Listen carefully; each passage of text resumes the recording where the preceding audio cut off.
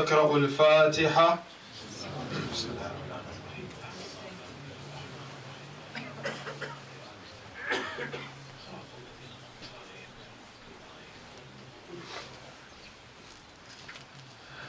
بسم الله الرحمن الرحيم.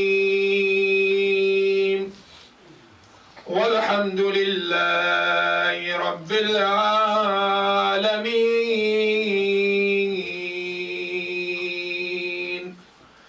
والصلاة والسلام على أشرف المرسلين حبيبي إله العالمين أبي القاسم محمد. اللهم صل على محمد صلى الله عليك يا مولانا يا أبا عبد الله. صلى الله عليك يا ابن رسول الله. صلى الله عليك يا ابن أمير المؤمنين. صلى الله عليك يا ابن فاطمة المظلومة. ما خاب من تمسك بقوم وأمن من لجأ إليكم. يا ليتنا كنا معكم سادتي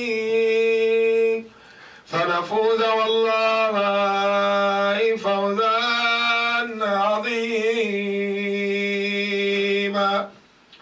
قال الله تبارك وتعالى في محكم كتابه: بسم الله الرحمن الرحيم.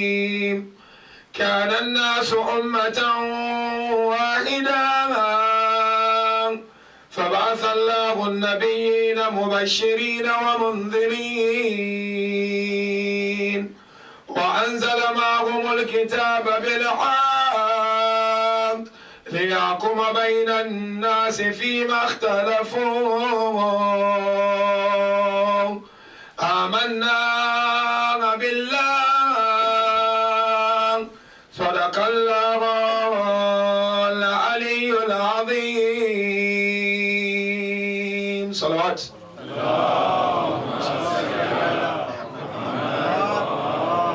For the love of Aba Abdullah al-Hussain, with the loudest of our voices, Sallu ala Muhammadin wa ali Muhammad.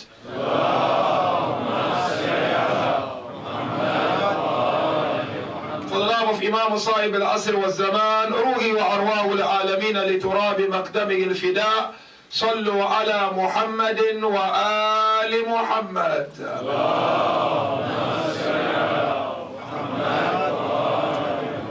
Assalamu alaikum jami'an wa rahmatullahi ta'ala wa barakatuhu. Once again, we thank Allah subhanahu wa ta'ala for gracing us with this moment and this opportunity tonight, being the eve of the third day of the holy month of Muharram. We ask Allah tabaraka wa ta'ala to accept our humble efforts in this holy month of Muharram. And may we be listed among the list of the true lovers and followers of Aba Abdullah al-Hussain alayhi salam. If brothers and sisters will recall very well, last night we looked at the influence of collective intellect and what collective intellect is all about. And at the end we indicated to how Islam view collective intellect. That is not absolute wrong. Collective intellect, where there is scrutiny, analyzing, it is accepted within the religion of Islam. And lastly, last night we looked at the recommendation of the best practices of mourning for Aba Abdullah alayhi salam. And we outlined some of the teachings of Ahlul Bayt on the best way to mourn and remember the tragedy of Karbala. Tonight, inshallah, the verse I've just quoted from glorious Quran is Quran 2 verse 213. That is Surah Al-Baqarah, where Allah Tabaraka wa Ta'ala, if you look at the direct translation of this particular verse, Allah said, كَانَ النَّاسُ أُمَّةً وَاحِدًا. People used to be one single nation. فَبَعَثَ اللَّهُ النَّبِيِّينَ مُبَشِّرِينَ وَمُنذِرِينَ. Then Allah Tabaraka wa Ta'ala sent prophets to them as warners and the givers of good news. Then فَأَنزَلَ مَعَهُمُ الْكِتَابَ بِالْحَقِّ لِيَحْكُمَ بَيْنَهُم فِيمَا اخْتَلَفُوا. Then when Allah sent the prophets to them, He did not just send the prophets to them. He sent the prophets to them with book so that they are able to intervene between them through the book which they came with them to those people.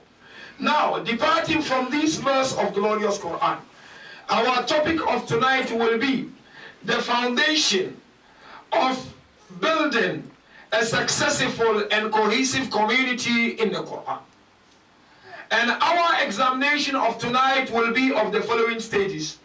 The first stage will look at what is community and how did the formation of community started. And then the second stage of the examination, we will look at this question: why this particular verse of Surah Al-Baqarah, which I've just quoted, is saying that people were one single nation and they divided. What divided them? And what is the solution for division within a community from Quran and the teachings of Islam? And then lastly, we will look at what is so unique about Islam when it comes to brotherhood and sisterhood within a particular community. And my aim and objective of tonight's discourse is that I want, inshallah, by the end of this discourse, as we go out of this holy place, is to go out having a sense of belonging to our communities. First and foremost, to have a sense of belonging to your family. And then to have a sense of belonging to your community, Khoja community, Iranian community, Pakistani community, Afghani community. And then thirdly, to have a sense of belonging to your country. This is the main aim and the objective of tonight's discourse. So as usual, lend me your hearing and pay attention. Let's unpack this very important subject on the importance of community, and to understand where Islam is coming from when Islam discusses the question of a community.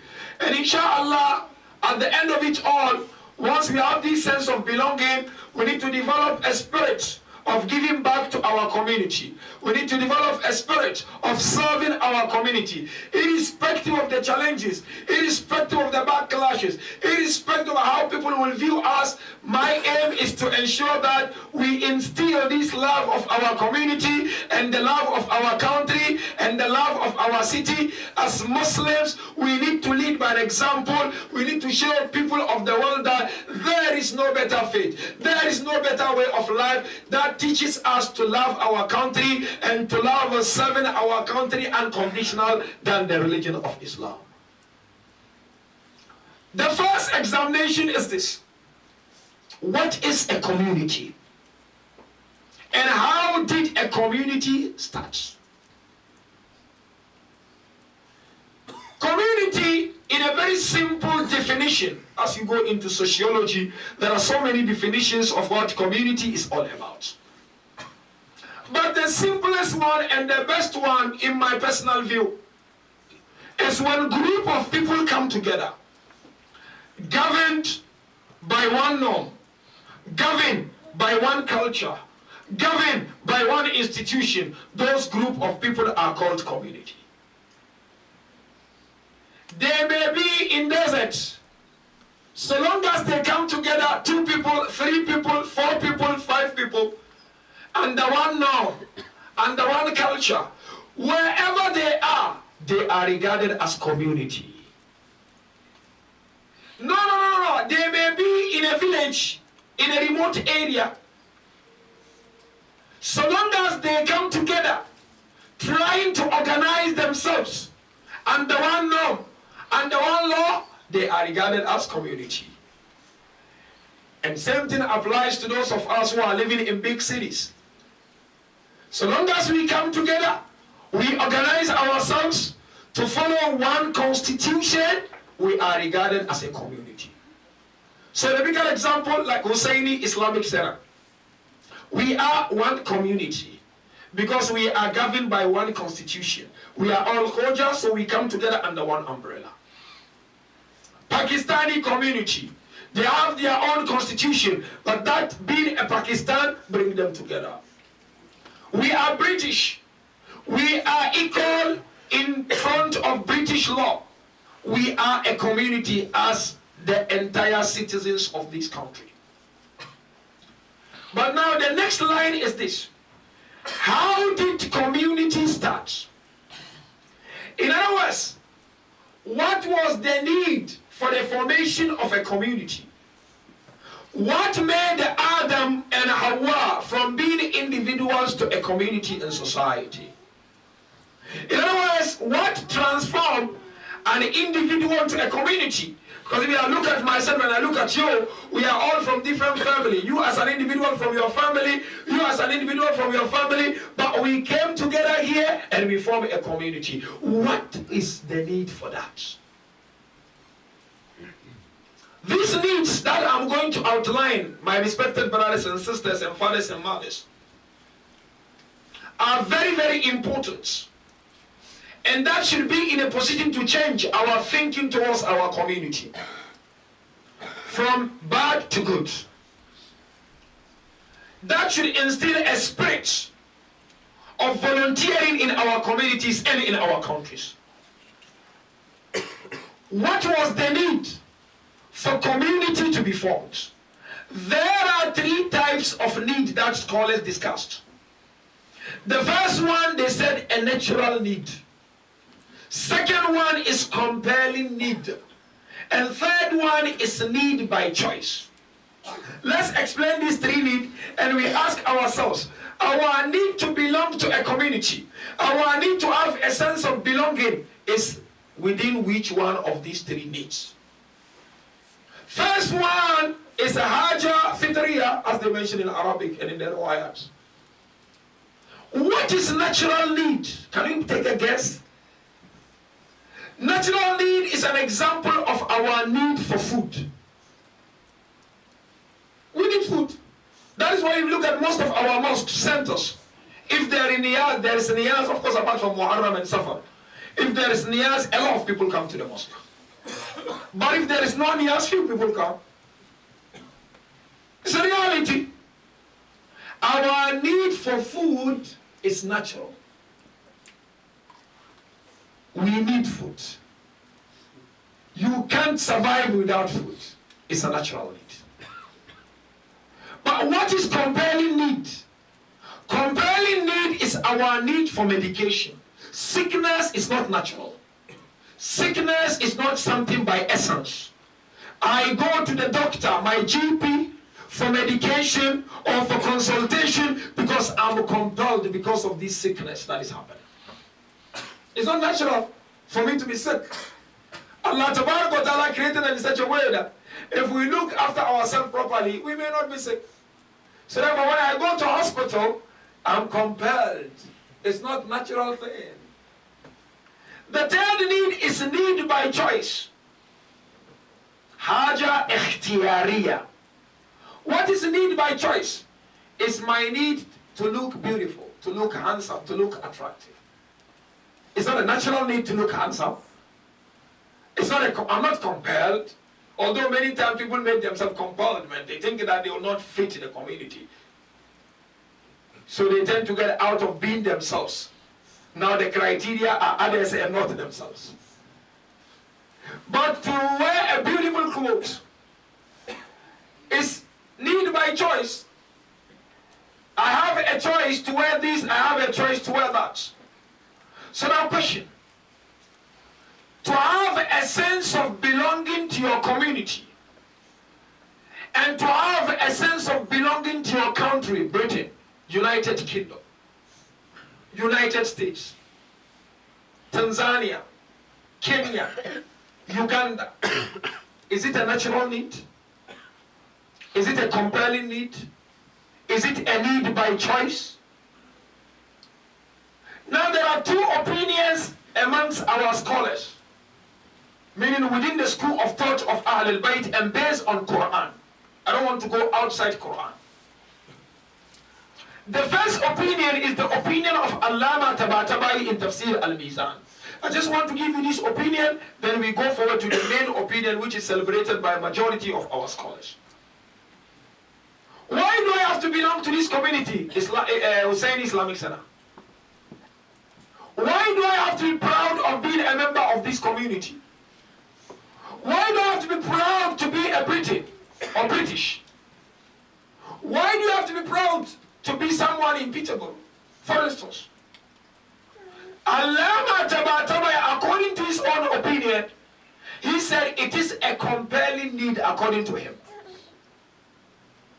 And this is how he explained as to why to belong to a community is a compelling need, which majority of the scholars are not in agreement. He said because when you look at insan, when insan is born, you come to this world, you've got one strong instinct, that is instinct of love for oneself. We love ourselves. You find our own fathers and mothers, they're trying to keep fit because they don't want to die. Who want to die? Raise up your hand. Who doesn't want money anymore in his life? The richest of the richest, he will still wake up early morning, 4 a.m. to go to work. So there's an instinct of love for one, the gariza to hope that. The instinct of love for oneself. So Tabatabai said, this Allama Tabatabai, I'm just giving this takrir to understand as to why he is of the opinion that to belong to a community is a compelling need. He said because when you look at this instinct of love for oneself, it gives birth to two other instincts. The first one, it gives birth to instinct of love to defend oneself from any harm.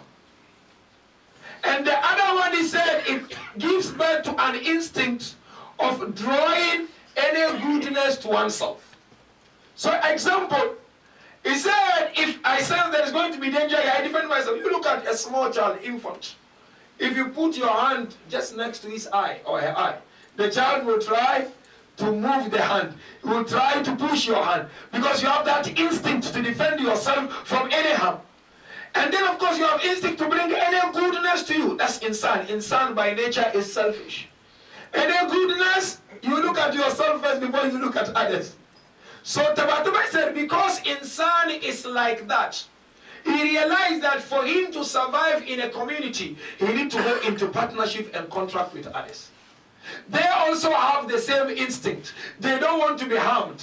And they want all goodness to themselves. So I said, Ajil is one. Let's sit together. I'm not going to harm you. You are not going to harm me. I will ensure that we share the goodness together. So we sign a contract and we build a community where we all love and benefit from it.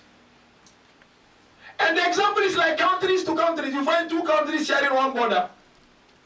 When it comes to their sovereignty, the army of this country is there, and the army of that country is there. When it comes to business, benefit, interest of this country, interest of that country, because they share together.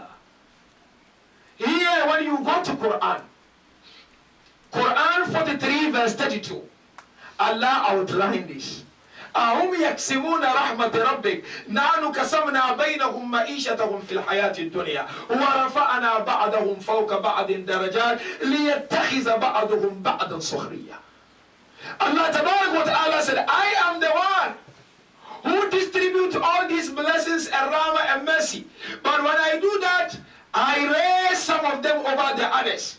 I give some of them more over the others, depending on their preparedness and capability. But he said, why am I doing that? I'm not doing that because you're the one who is giving more and raise high to show your shoulders and become arrogant over others. But I've given you that so that you can share with one another.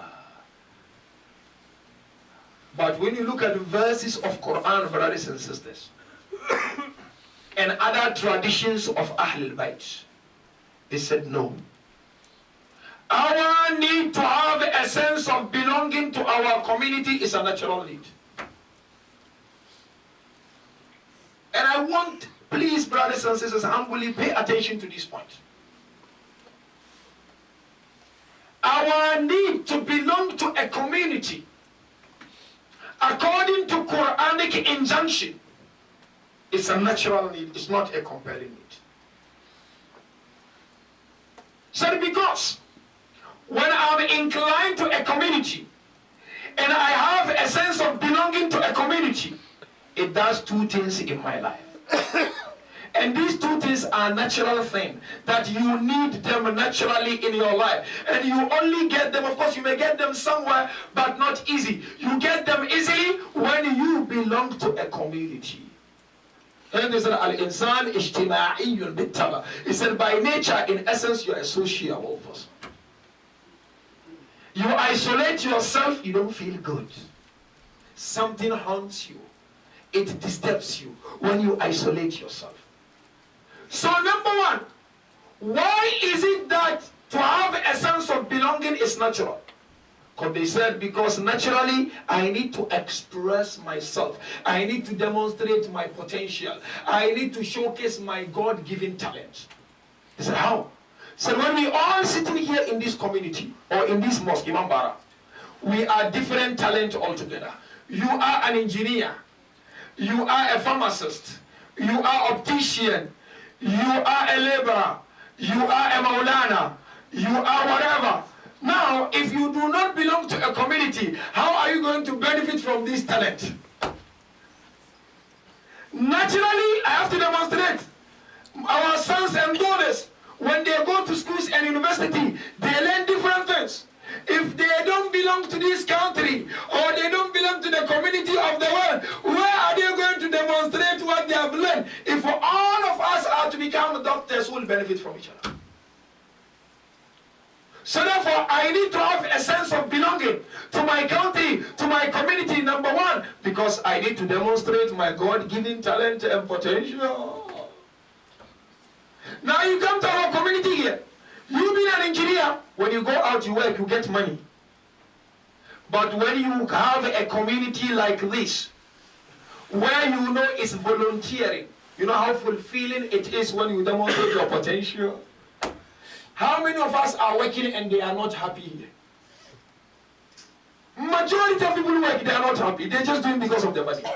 But when I come to a community and I have a sense of belonging and I volunteer my time, I volunteer my talent, I teach in madrasa, I become muki, I recite marsiya, I recite this and that. Wallah, it is fulfilling because you are doing it unconditionally and for the sake of Allah. So number one, we need to have a sense of belonging. I find it very, very disturbing when a person go out and talking ill of his community. You may have something wrong with the community.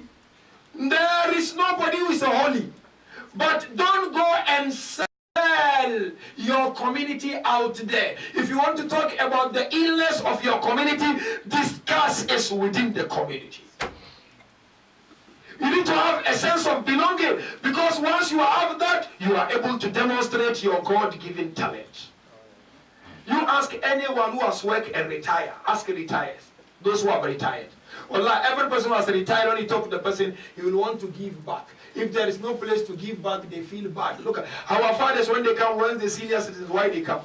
It's because they are not busy. This is the time they want to give back something to the community. So they come back, they sit together, they talk.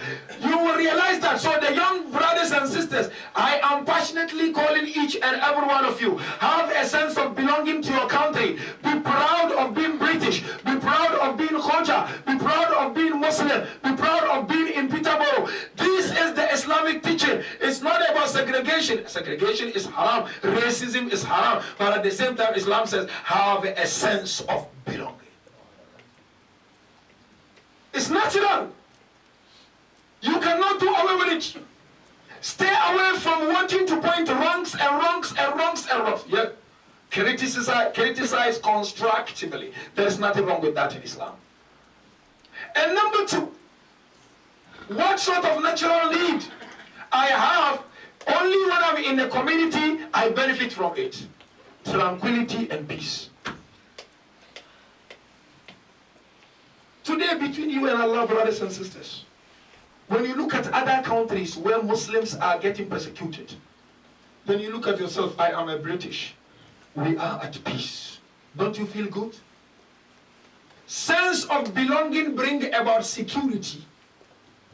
No, I go out of this center and I've been attacked, but I know I belong to this community. When I come back, I will have shoulders to lean on. There are communities today in the world, when one of them dies, janaza is difficult. But when we come to our community, a person dies, easy to do janaza. It's something that you may not know unless you face it. There are communities today in the world, the madrasa of their children are not there. Our communities in the world, there is a madrasa where our children are taught the values of Ahlul Bayt. Let's learn to appreciate it. It's a sense of security to protect the iman of our children. That is why you look at Quran 49 verse 13, Surah Al-Hujurat. The same verse which we all know. Allah is emphasizing on the identity of sense of belonging. Inna khalaqnakum min dhakarin wa untha wa ja'alnakum shu'uban wa qaba'ila lita'arafu inna akramakum indallahi atqakum. Tribes and nations, British, American, African, be proud of it, serve it. Don't be in the cocoon of your mosque. Let them know there are Muslims here who are positive and they are willing to volunteer and they are willing to contribute to the GDP of the country. They are willing to contribute to the growth of the country. That is the calling of Islam. That is the calling of Prophet. And that is the calling of Ahlul Bayt alayhi wasallam. But if you only look at your selfish interest and gain, then there's a problem there. So therefore Allah first mentioned tribe. Be proud to belong to your family. You are Kanji, Nanji, Danji, Manji, I don't know. Nigerian, Ghanaian, I don't know. Be proud of it. It begins there. And then it comes to the community. And then it goes wider. No, some people come and say, no, I don't want to serve in the community. He said, why? He said, no. Backlash it, red tapes, too much red tapes. Islam said, find an excuse to serve, even if it is for a minute. You need to have a thaqafatul mas'uliyah, the spirit of wanting to serve, a sense of responsibility. Teach in the madrasa. No, who do you want to teach your children?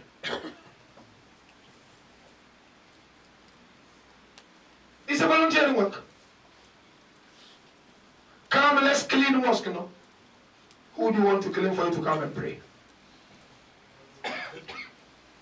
Community connect us with Allah in the world of the unseen. We will regret and chew our fingers if we don't take advantage of what Allah has given us. Stop complaining too much. Muslims, Shi'ayan, even Khojas. Appreciate what Allah has given you. Help improve the situation. The second thing, no, I don't want. Islam said, don't work, just be proactive. Slowly but surely it will get there. Rasulullah said, tafa'alu bil khayri tajiduh. Be proactive in doing khair. Be proactive in thinking about khair. Slowly but surely you will find the khair. So therefore, the first examination is what? Our sense of belonging to our community is a natural thing. You try to destroy it, it's up to you. It's natural. And Islam called for it. You want to belong here? Fine. You want to become just a passenger in the caravan? Fine. You want to become an active caravan? Fine. When you have an opportunity to serve, grab it with all arms, because it will matter at the 11th hour of your life. Let's stop complaining too much. Let's stop standing outside and talk. We come inside, we can't talk.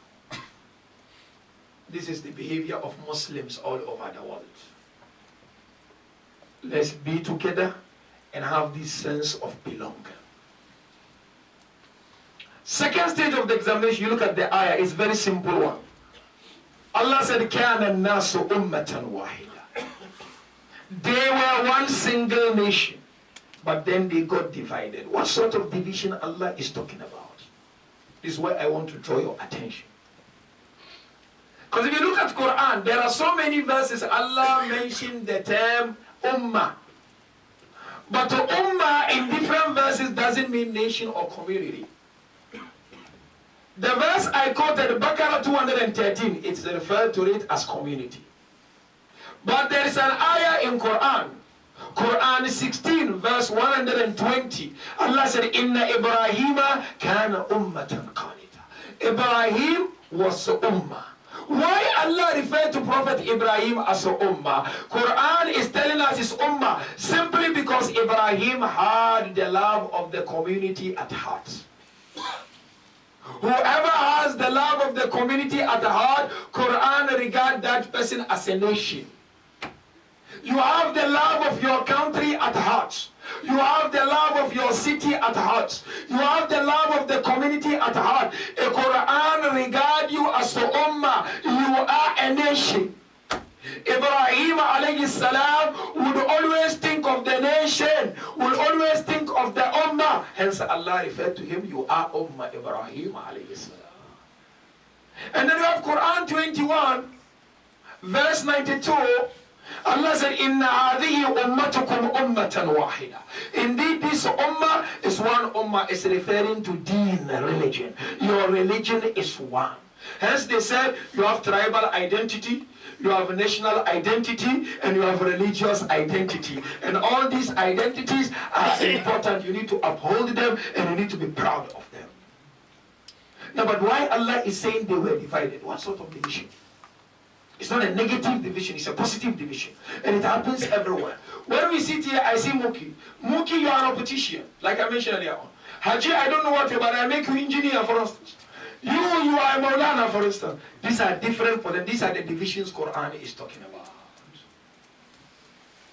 This is the division Quran. We have a alim, we have a jahil. We have rich, we have a poor. We have a black, we have a white. We have a tall, we have a short. These are the divisions Quran is talking about. Hence Allah does a little arafu, so that you may know each other. Why know each other? So that I pull your potential, you pull my potential. Let's bring together. I have something you don't have, alim. You have something I don't have, what you are doing. Why can't we come all together under one umbrella? We build the legacy for our children in future. That is the division Quran is talking about. And not any other division. Yes, of course, adala ijtima'iyya, social justice is not natural. Social justice has to come from each and every one of us. Therefore, Quran, again, this ayah prescribes solution to problems if you want to intervene problems. What does Quran say as a solution? Quran's solution is what? You have an alim, know the boundary of that alim. You as a secretary, you have your boundary. I don't step on your toe. You as a member of the community, I don't step on your toe. It's a boy in the community, I respect him, I respect his boundary. She is the head of the madrasa, I respect her boundary. Muki, I respect your boundary. Quran said, respect the boundary of each and every person, and you live peacefully, you'll never have a problem. But if you want to exceed the limits, I want to take your position, you want to take my position, you want to tell me I'm nothing, I want to tell you you are nothing, you want to call me your enemy, I want to call you my enemy, there will be problem and there will be fire before even the day of Qiyamah. And last but not least, brothers and sisters, Islam has something unique when it comes to cohesiveness in a community. You know, every civilization, every culture has values. Not only Islam that has values. But when it comes to Islamic values, Islam added two important things which Islam wants to see in each and every community. If you want to be successful, These two things that I'm going to mention, you should try and endeavor to ensure they are in your community. Because good values are natural, are universal principles. You go to Christian, justice to them is good. Muslim, justice to us is good. To be fair is good to everyone. But Islam said there is something called ithar and tadhiyah.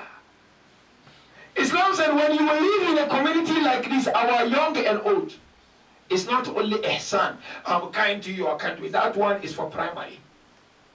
Islam said number one, there must be something called ithar. Ithar is what? This is the only thing that I have, but you need it. I will give you and I suffer no problem. I have this cup of water and there is no any other water. And I know I can handle it. So I sacrifice, you take it. That's what Islam says a Muslim community should be. And that is a sign of cohesiveness and a successful Muslim community. Quran made it very clear. وَيُؤْثِرُونَ سُورَةُ الْحَشْرِ Verse 9. وَيُؤْثِرُونَ عَلَىٰ أَنفُسِهِمْ وَلَوْ كَانَتْ بِهِمْ خَصَاصَةٌ They give it out and they ensure that they don't give to themselves, even if it is so painful on them. They give it. This is how we should live in our community. You should consider me yourself. I should consider you myself. When we enter here, we are all equal in the name of Aba Abdullah. We are all Hussainiyun. No segregation, no division. I see you in myself. You see yourself in me. Ithar. That's what Islam is all about. And who taught better than Ahlul Bayt? إِنَّمَا نُطِعِمُكُمْ لِوَجْهِ اللَّهِ لَا نُرِيدُ مِنْكُمْ جَزَاءً وَلَا شُكُورًا. Ahlul Bayt. Hussaini, Bibi Fatima, Imam Amir al-Mu'mineen. In the famous traditional events, Hussaini were ill, and Imams, all of them pledged, if Allah cured them, they would fast for 3 days, isn't it? They prepared the food to break their fast. And the miskin came and they gave the food. That is ithar. This is how we should live in our communities, please. And the last one is tadhiyah. You have to sacrifice your time. You have to sacrifice your valuable. Come and serve your country. Come and serve your community. Brothers, young and old, you have to aim high in your life. Today is not about bachelor's degree. Today is not about only master's degree. It's to contribute in your country. Study very high. We need top lawyers. We need top engineers. Gonna do this. We need to be seen doing something and influencing as Muslims. Our children, we need to take them to the highest level of study. Aim high, brothers and sisters. We are lacking there. When you aim high, you sacrifice to your country, you sacrifice to your community. You are told, come teach madrasa. Do it smiling and with all zealness and josh. That is what Islamic community is all about. You know what Imam Jafar said? Imam Jafar said, my Shia, I need one thing from you. They asked Imam, what is that? He said, wherever you are, you should be the highlight of that community. You should be on top. Our education must be high. If you're a businessman, aim very high. That is the fight of the next generation. We are in the time of information technology. For you to be able to sacrifice to do tadhiyah, which Allah beautifully mentioned, Surah At-Tawbah verse 111. Inna Allah ashtara min al-mu'minina anfusahum wa amwalahum bi anna lahum al-jannah. Allah bought the souls of the believers from themselves. Why? Because they sacrificed. They sacrificed. So therefore, brothers and sisters, we have a lot to do. We need to aim high. Let the country feel we are really contributing. Not for our own selfish gain. Aim high. That is the agenda ahead.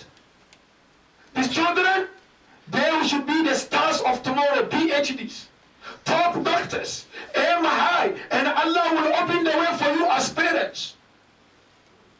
We need to contribute. We need top politicians. We need them. How many of us are in the highest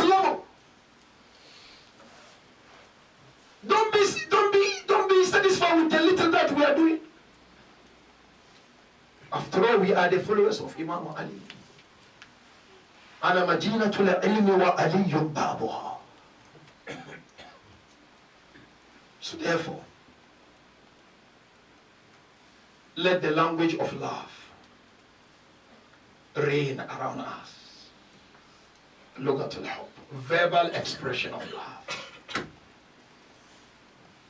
2, let the facial expression of love. Imam Ali says, even if there is some really loggerheads that you are with someone, but when you see him and he begins to smile, that thing will begin to fade from your heart. So we have facial expression of love. When you come here, not just language, facial. You know language is what? Allahumma salli ala Muhammad wa ali Muhammad. Allah, that's good. But let's go to the facial.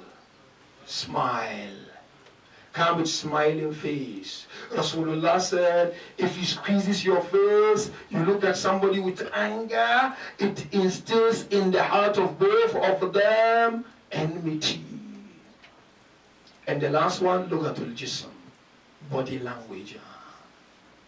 This body language is what? When you shake the person's hand, you should feel there is love there.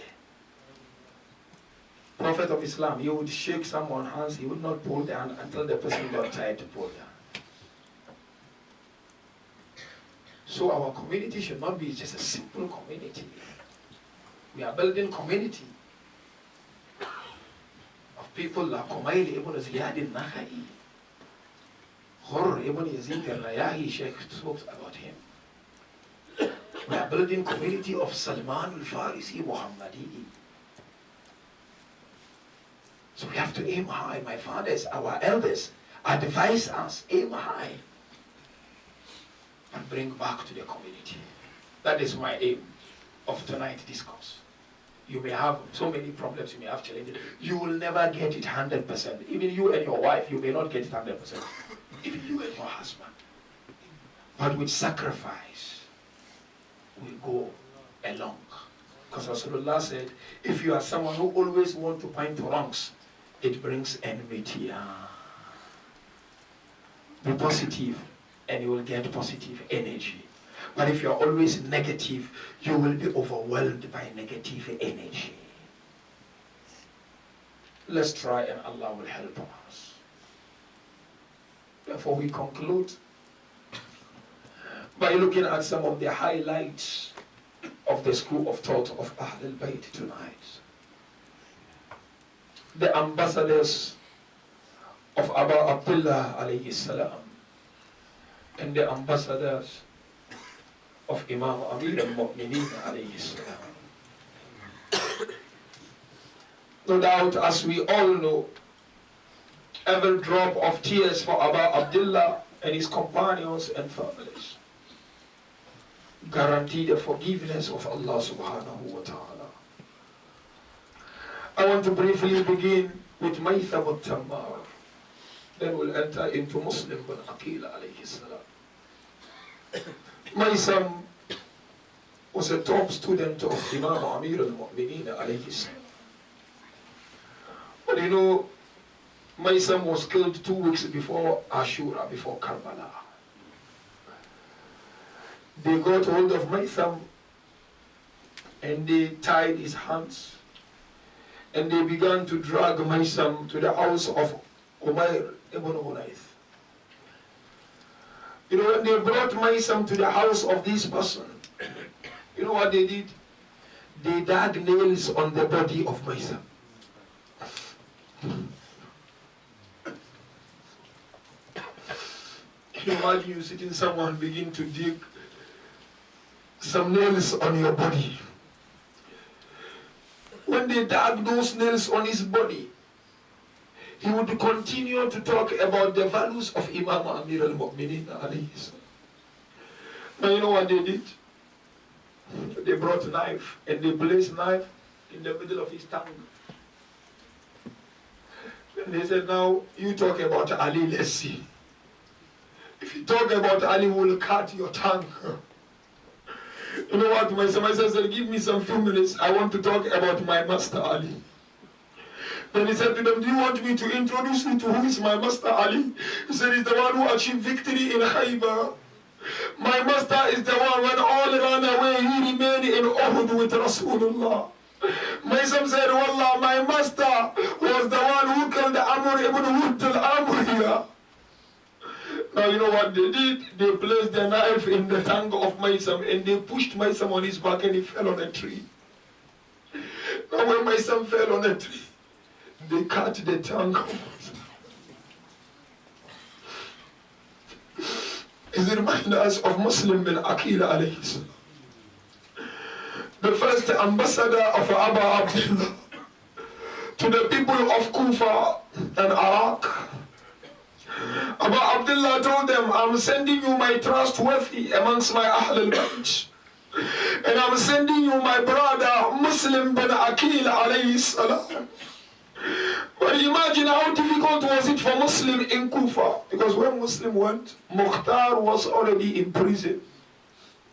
When Muslim arrived in Kufa, Hani ibn Urwa was already killed and persecuted. Was it only that? No. By the time Muslim arrived in Kufa, thousands of Shia were killed. So how difficult was it? When Muslim arrived, there were 18,000 people with Muslim. But imagine these 18,000 people reduced to 4,000 people. When Muslim was in the mosque praying, there were so many people. By the time he finished Salah, 30 people. By the time he finished that everything of Salah, 3 people. When Muslim then began to go out of the mosque, all the 3 people left the Muslim alone. Narration says Muslim was on the street of Kufa. Muslim was looking left and right. Where am I going to go? Who is going to save me? Who is going to allow me his place? We are told Muslim was going up and down, yet Abu Abdullah, they were on their way to Kufa and Karbala. We are told Muslim got exhausted in the narrations, and he went and sat in front of a house. A lady would come out of the house and she would go in. Now this lady, at one moment, Muslim looked at her. He said, lady, can you please give me water to drink? The lady went inside, she brought water to Muslim. She gave water to him, she left her. Later on she came back. She asked him, oh man, where are you going? Who are you? He said, lady, I do not know where I am going.